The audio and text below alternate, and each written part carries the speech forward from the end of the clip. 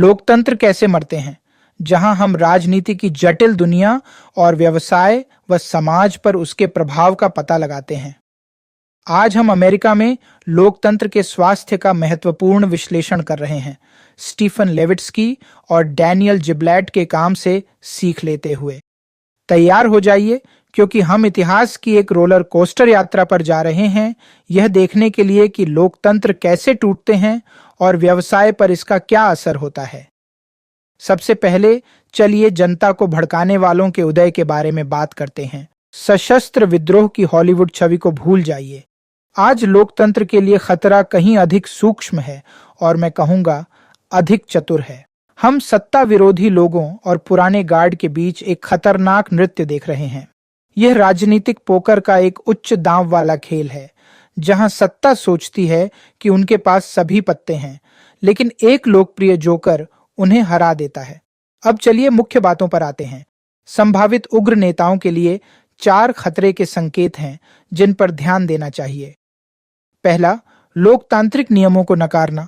दूसरा, विरोधियों को झूठा बदनाम करना। तीसरा, हिंसा को बढ़ावा या सहन करना। चौथा, नागरिक स्वतंत्रता पर रोक लगाने की इच्छा। जाना पहचाना लगता है ना? होना भी चाहिए। ये चालें सिर्फ राजनीति तक सीमित नहीं हैं। ऐसा ही व्यवहार जहरीले कॉरपोरेट माहौल और फेल होते कारोबार में दिखता है। पर यहां व्यापार जगत के लिए यह दिलचस्प हो जाता है। राजनीतिक दल उद्योग नेताओं की तरह द्वारपाल की भूमिका निभाते हैं।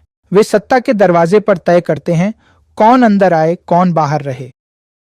जब ये द्वारपाल फेल होते हैं तो एक डोमिनो असर होता है। अब बात करते हैं ट्रंप फैक्टर की।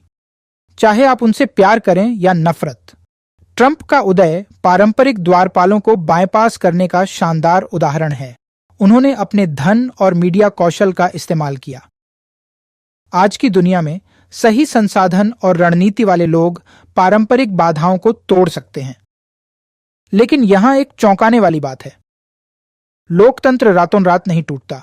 यह धीरे धीरे क्षीण होता है, अक्सर अच्छे इरादों से शुरू होकर बेकाबू हो जाता है। व्यवसायों में भी छोटे समझौते बड़े नैतिक उल्लंघनों का कारण बन सकते हैं। लेखक लोकतांत्रिक विघटन के 3 चरणों की पहचान करते हैं। रेफरी को नियंत्रित करना, जैसे व्यापार में नियामक कब्जा। दूसरा, विपक्ष को किनारे करना, जैसे आक्रामक अधिग्रहण रणनीतियां। तीसरा, नियम बदलना, जो अनुकूल कानून के लिए लॉबिंग जैसा है। ये चरण सिर्फ राजनीति में नहीं, कॉरपोरेट शक्ति प्रदर्शन और बाजार हेरफेर में भी दिखते हैं। अब उन अलिखित नियमों की बात करें जो लोकतंत्र और व्यवसायों को सुचारू रखते हैं। आपसी सहिष्णुता और संस्थागत संयम। कॉरपोरेट जगत में इसे पेशेवर सम्मान और नैतिक संयम कहा जाता है। जब ये टूटते हैं तो ध्रुवीकरण और नीचे की दौड़ बढ़ती है। सीख यह है कि राजनीति या व्यवसाय में लिखित अलिखित नियमों का पालन दीर्घकालिक स्थिरता और सफलता के लिए महत्वपूर्ण है। अब हम राज्य के वर्तमान मामलों पर विचार करेंगे। हम राजनीति और व्यापार दोनों में पक्षपात और विभाजन के अभूतपूर्व स्तर देख रहे हैं।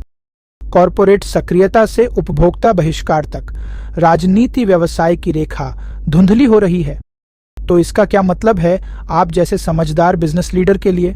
यह सतर्क रहने, लोकतांत्रिक क्षरण को पहचानने और इसके व्यावसायिक प्रभाव को समझने का संकेत है।